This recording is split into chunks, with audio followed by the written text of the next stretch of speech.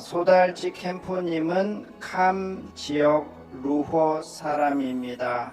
티베트 달력으로 1962년 6월 4일에 태어나셨습니다. 켄포님은 1985년 세르타라룽 오명불학원에서 출가하셨고 법왕 지금의 푼촉 림포체를 근본 스승으로 모셨습니다.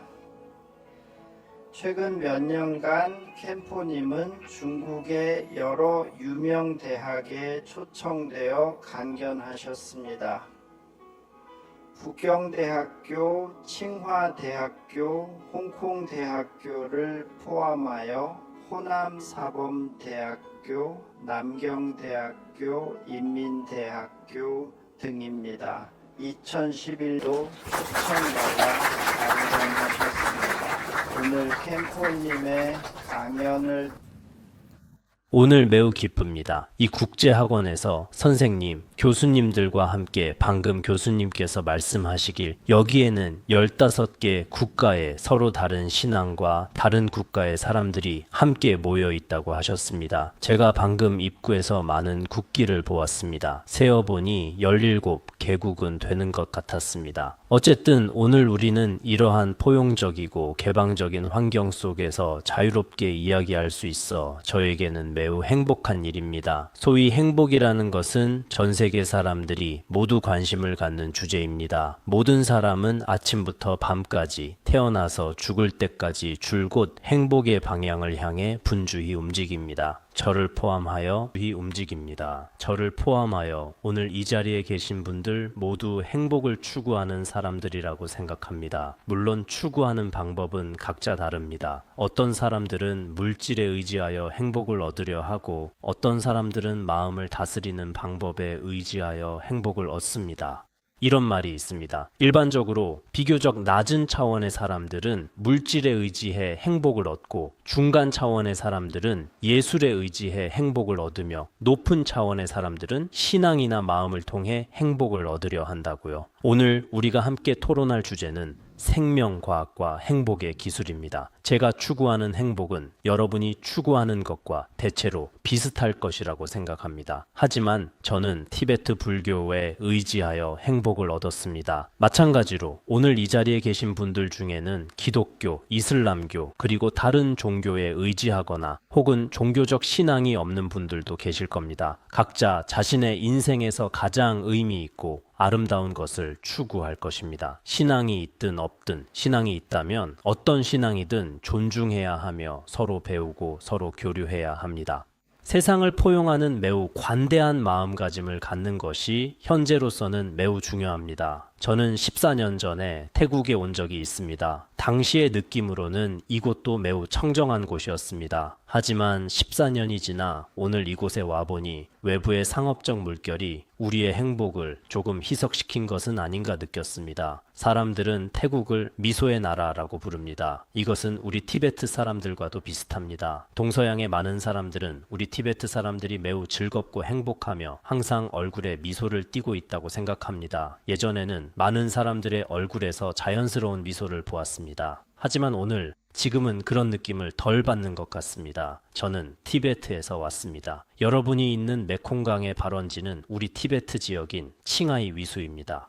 그래서 하나의 강을 따라 우리는 많은 문화를 공유하고 서로 배울 점이나 공통점이 많습니다. 이 강, 메콩강 발음이 맞나요? 짜오프라야 강은 아마 메콩강의 지류일 것입니다. 이 강의 실제 발원지는 모두 티베트 고원입니다. 사실 우리 티베트에 인도, 중국 및 아시아 여러 국가를 포함한 강들의 근원은 모두 티베트 고원입니다. 이 강물이 이곳에 도착했을 때는 각종 도시와 과학기술로 인한 오염 때문에 이제 이 강물은 마실 수 없게 되었습니다. 저는 우리 티베트의 강물도 걱정됩니다. 언젠가는 마실 수 없게 될까 봐요. 지금은 마실 수 있습니다. 최근에 보니 중국을 포함한 다른 나라에서 태국으로 여행 오는 사람들이 많습니다. 태국으로 휴가를 오는 사람들이 점점 더 많아지고 있습니다. 마찬가지로 우리 티베트에도 푸른 하늘과 흰 구름이 있어 각지의 사람들도 그곳에 가고 싶어 합니다. 그래서 우리 모두는 큰 위기에 직면해 있습니다. 한편으로는 국제적인 손님이 많아지는 것도 좋은 일입니다. 우리가 짓는 빌딩은 점점 더 높아지고 타는 차는 점점 더 좋아집니다. 하지만 다른 한편으로는 우리 내면의 신앙과 마음의 전통이 점점 줄어들 가능성이 큽니다. 지금 많은 사람들은 가치 있는 내면의 신앙 등에 대해 이런 면에서 많은 젊은이들이 큰 의미가 없다고 생각합니다. 오히려 외부 세계의 각종 텔레비전, 영화, 광고 속의 내용들을 사람들은 특별히 추구합니다. 저는 태국과 우리 티베트가 비슷한 점이 많다고 생각합니다. 예를 들어 태국 사람들은 어릴 때 이름을 지을 때 불교 신자나 스님이 지어줍니다. 그를 위해 축복하고 경전을 읽어줍니다. 우리 티베트에서도 어릴 때부터 이런 영향을 받습니다. 중요한 의식에는 항상 불교 의식이 따릅니다. 하지만 미래의 대대손손 젊은이들이 전통적인 행실을 따를지는 문제입니다. 태국에서는 거의 모든 마을에서 불탑과 사원을 볼 수 있습니다. 우리 티베트에서도 마찬가지입니다. 예를 들어 제가 있는 작은 현에는 약 16개의 향마을이 있는데 그중 20여 개의 사원이 있습니다. 현재 상황을 보면 기본적으로 같습니다. 하지만 요즘 많은 젊은이들은 불교든 다른 종교든 그것이 가져다주는 이익이 돈보다 못하다고 생각합니다. 현실적인 부보다 못하다고 여기죠. 이것이 바로 요즘 젊은이들의 잘못된 관념입니다. 어떤 젊은이들은 오래된 종교 전통이 우리 신세대 과학계 사람들에게 가져다주는 이익이 그리 크지 않을 것이라고 생각합니다.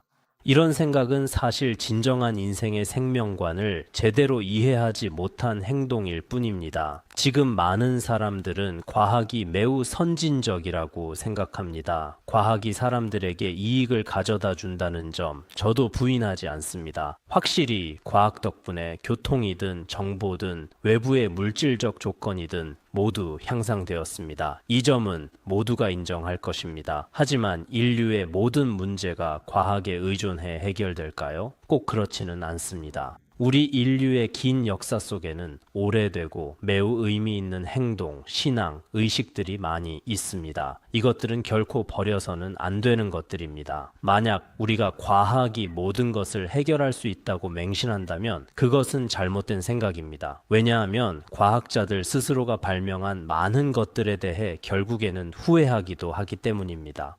예를 들어 영국의 과학자 마틴 라일은 1974년 세계 최초로 천문학 분야 노벨상을 받았습니다. 그가 이 상을 받은 후 그는 주로 전파 과학 기술에 의존했는데 결국 군사 분야에서 그의 기술을 이용하게 되었고 나중에 전쟁이 났을 때 수많은 사람들을 다치게 했습니다. 그 후 그가 깨닫고 임종 때 말하기를 내가 1946년에 농부가 되었더라면 더 좋았을 텐데 라고 했습니다. 그는 과학자가 된 것을 후회했습니다. 그는 자신의 발명과 성공 때문에 1946년부터 끊임없이 과학을 연구하여 마침내 발명을 해냈지만 결국 인류를 파괴하는 많은 무기들이 나왔을 때 그는 1946년에 내가 농부가 되었다면 인류에게 더 좋았을지도 모른다고 했습니다. 그가 임종시에 이런 유언을 남겼지만 어쩔 수 없었습니다. 이미 늦었으니까요.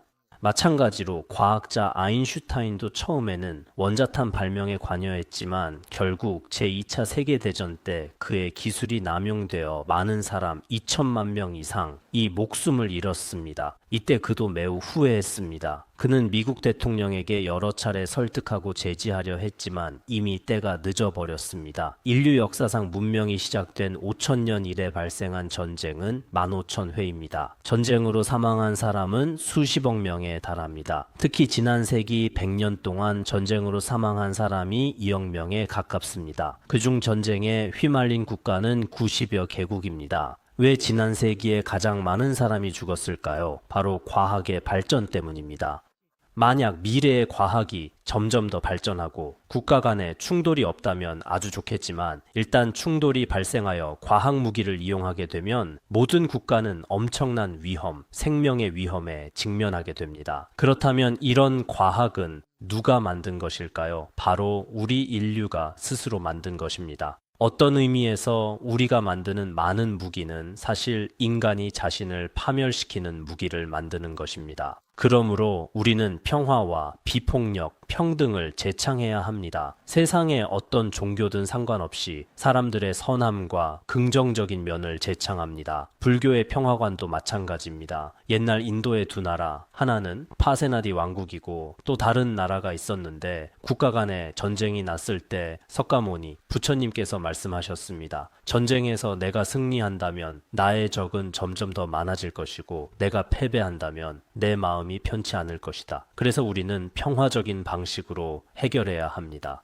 어쩌면 종교적 평화관을 일시적인 정치나 특수한 상황 때문에 사람들이 받아들이지 못할 수도 있습니다. 하지만 언젠가는 그 관점을 인정하게 될 것입니다. 마치 미얀마의 아웅산 수치처럼 처음에는 그녀의 평화와 비폭력 관점을 인정하지 않는 사람들이 많았지만 나중에는 모두 알게 되었습니다. 이것이 인류 생존에 없어서는 안 될 요소라는 것을요. 보셨는지 모르겠지만 프랑스의 유명 감독이 찍은 더 레이디라는 영화가 있습니다. 그녀는 당시 총구 앞에서도 민주와 자유와 평화를 위해 자신의 가장 소중한 목숨을 바칠 각오가 되어 있었습니다. 사실 우리 모두에게 인류의 평화는 공동의 목표입니다. 우리 중 많은 사람들은 자신의 생활과 관련이 없는 인류 도덕에 관한 이치를 이야기할 때 듣기 좋아하지도 배우고 싶어 하지도 않을 수 있습니다.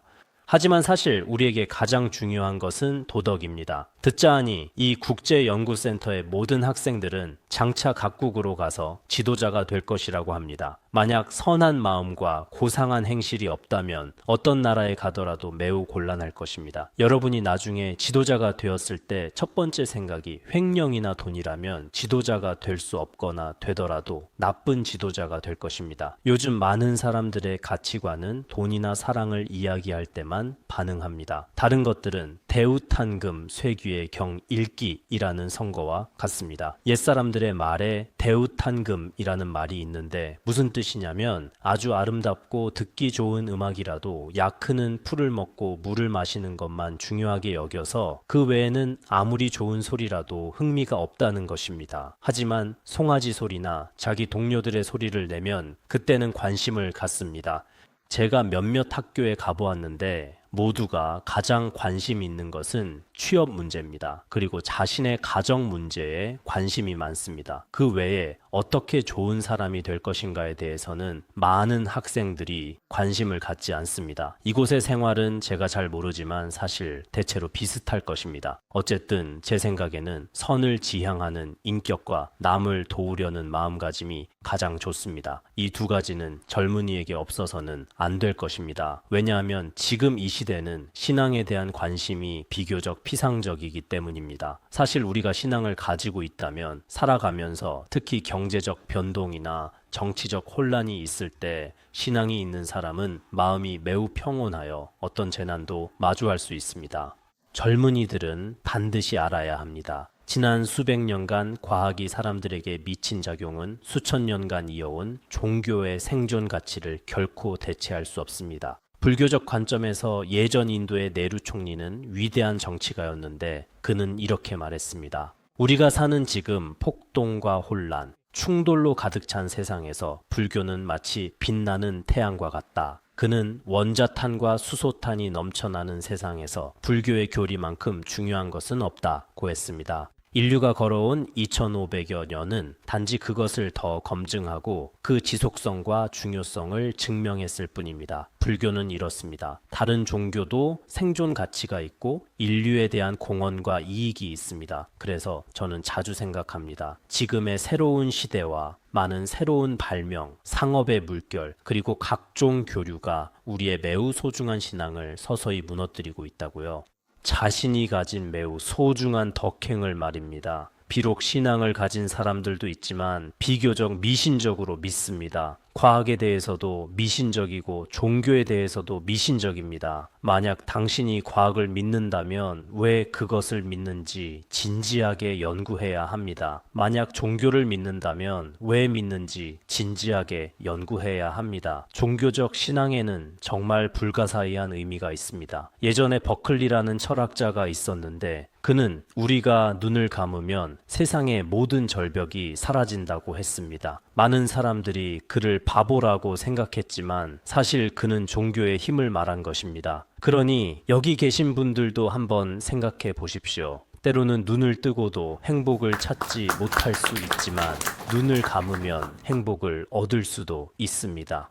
제 말뜻을 이해하셨나요? 저는 걱정됩니다. 현재 과학과 각종 광고와 외적인 사물들이 인류 고유의 신앙을 만약 우리가 짧은 100여 년 동안 태국과 우리 티베트의 불교와 전통을 결국 형식으로만 남기게 한다면 매우 안타까울 것입니다. 저는 우려합니다. 어쩌면 지나친 걱정일 수도 있습니다. 지유, 치유라는 말이 있습니다. 옛날에 어떤 사람이 매일 하늘이 무너질까봐 슬퍼하고 걱정했지만 하늘은 무너지지 않았습니다. 하지만 제 걱정은 우리 젊은이들이 관심을 가질 만한 가치가 있습니다. 신앙이 없을 때는 외적인 물질이 아무리 풍요로워도 행복하지 않기 때문입니다. 우리 내면의 평온과 고요함이 없다면 겉으로 보이는 재물만으로는 달러든 다른 돈이든 많아진다고 해서 꼭 즐거운 것은 아닙니다. 우리는 고급 호텔에 있는 사람들에게 미소가 없는 것을 자주 봅니다. 반면에 산에 사는 빈민들이나 고요한 사원 근처 사람들에게서는 웃음소리가 자주 들립니다. 많은 젊은이들은 나중에 돈을 많이 벌면 아주 행복할 거라고 생각합니다. 하지만 돈이 많아질수록 고통도 커집니다. 이것은 역사가 증명하고 인생 경험이 증명할 것입니다. 특히 최근 몇 년간 미국의 많은 조사에 따르면 번영 지수와 사람들의 돈이 늘어날 때 행복 지수는 점점 낮아진다고 합니다. 지금 많은 젊은이들이 추구하는 목표는 제가 보기에 아주 적절하지는 않습니다. 그들의 눈에는 돈, 지위, 명성만이 인생을 의미 있게 만드는 것 같지만 실제로는 그렇지 않습니다. 우리 인생에는 반드시 자신의 수양, 도덕, 이타심이 필요합니다. 그래야만 우리 인생이 더욱 완벽해질 수 있습니다. 많은 태국인들은 영화 로스트 인 타일랜드가 경제적 이익과 관광 개발을 가져다 주었다고 생각하여 온 국민이 감사해야 한다고 여길지 모릅니다. 하지만 사실 이러한 인연이 여러분에게 좋은지 나쁜지는 말하기 어렵습니다. 저는 우리 티베트에도 로스트 인 티베트 같은 일이 생길까 걱정됩니다. 만약 티베트도 이렇게 끊임없이 관광하고 개발하다가 결국 모든 문화가 사라지게 된다면 누구를 찾아야 할지 모르겠습니다. 지금 제가 있는 사원과 티베트 고원에는 광활하고 평탄한 초원, 숲, 광물, 그리고 수많은 자원이 있습니다. 특히 사람들의 미소와 신앙이 있습니다. 관광과 개발을 통해 돈은 많아질지 모르지만 마음이 행복하지 않다면 돈은 소용이 없습니다. 많은 젊은이들의 미래 사명은 여러분의 손에 달려 있습니다. 하지만 우리도 어쩔 수 없이 시대의 물결 속에 휩쓸려 있습니다. 21세기 시대의 물결은 그 힘이 매우 크기 때문입니다. 그래서 극소수의 사람들이 깨닫더라도 막을 능력이 없을 수도 있습니다. 우리는 새로운 것이 필수적이라고 생각하지만 잊어서는 안 됩니다. 옛것이 우리에게 더 의미가 있다는 것을요. 우리는 외부의 재물이 유용하다고 생각하지만 잊어서는 안 됩니다. 우리 내면의 고요함이 더 중요하다는 것을요. 우리는 과학기술의 발명이 중요하다고 생각하지만 잊어서는 안 됩니다. 종교적 전통이 우리에게 더 의미가 있다는 것을요. 왜냐하면 새로운 것과 외부의 재물이 가져다주는 즐거움은 일시적이고 변화하는 것이지만 우리의 종교와 고유한 즐거움은 영원한 것이며 우리에게 더 광범위한 이익을 줍니다. 우리 각자가 자신의 행복을 찾는 것도 마땅한 일입니다. 여러분 모두 장차 가정을 꾸리고 월급이 필요하고 돈과 지위가 필요할 것입니다. 하지만 우리 주변의 중생들을 이롭게 하고 다른 사람들을 이롭게 하는 것도 잊지 말아야 합니다. 인류 고유의 자산을 포함하여 이것 또한 우리의 책임입니다. 사실 모든 사람에게 있어 인생은 매우 짧고 수십 년은 금방 지나갑니다. 저는 모든 사람이 자신의 일생 동안 의미 있는 일을 하기를 간절히 바랍니다. 왜냐하면 우리가 이 세상에 와서 굶어 죽지는 않을 것이기 때문입니다. 아프리카의 난민들처럼 굶어 죽지는 않을 것입니다. 여기 계신 분들, 특히 수준이 이렇게 높으신 분들은 굶어 죽지 않습니다. 하지만 정신적 양식이 부족해 굶어 죽을 가능성은 큽니다. 제 친구들 중 많은 이들이 돈은 점점 많아지지만 내면의 정신은 점점 빈곤해지는 것을 봅니다. 그래서 때로는 균형이 필요합니다. 사실 사람의 생활은 요구 기준이 높지 않다면 다 괜찮습니다. 개미도 마찬가지입니다. 개미마다 자신의 가치관이 있고 자신의 생활이 있습니다. 저는 가끔 비행기를 타고 아래 도시를 내려다볼 때 사실 인류가 개미집과 별 차이가 없다고 느낍니다. 개미도 매우 바쁘게 매일 일을 하고 출근도 하고 그들만의 생활 규칙이 있습니다. 개미 중 20%는 정신 노동에 의존해 출근하지 않는다는 말도 있고 그들만의 생활 방식이 있습니다. 우리 각자가 자신의 생활 외에 이기적인 마음밖에 없다면, 남을 돕려는 마음이 없다면 그 마음은 매우 협소한 것입니다. 지금 많은 대학생들이 이름은 대학생이지만 마음은 아주 작습니다. 마음은 초등학생인데 졸업장만 대학생인 셈이죠. 사람 사이의 사소한 일을 극복하지 못하고 매우 집착하여 자신과 타인에게 큰 고통을 줍니다. 그래서 우리가 고통을 마주할 때는 반드시 용기를 갖고 멀리 내다봐야 합니다. 다른 어떤 학교들에서는 감정이나 생활에서 작은 고통을 겪으면 자살을 선택하는 사람도 있는데 절대 그래서는 안 됩니다. 여기에는 그런 분이 없을 거라 생각합니다. 태국 대학생들 사이에 자살 현상이 있는지 다른 나라에는 꽤 많습니다. 잠시 후에 답변해 주시기 바랍니다. 이것이 제 질문입니다. 여기는 많은 분들이 신앙이 있어서 없을 거라 믿습니다. 만약 생활 속에서 고통을 겪게 되더라도 인생에 출구가 없는 것 같아도 창문을 통해 한 줄기 빛을 본다면 뚫고 나아가야 합니다. 왜냐하면 인생의 어둠은 지금의 낮과 밤처럼 일시적인 어둠이니 기다리고 돌파한다면 다음 날의 광명과 햇살이 있을 것입니다. 우리 인생에서 실패하는 사람들은 종종 날이 밝기를 기다리지 못하고 어둠 속에서 방향을 잃은 사람들입니다. 우리 인생은 기다림과 용기가 필요합니다. 그리고 우리의 미소가 영원하길 바랍니다. 여러분의 미소에 감사드립니다.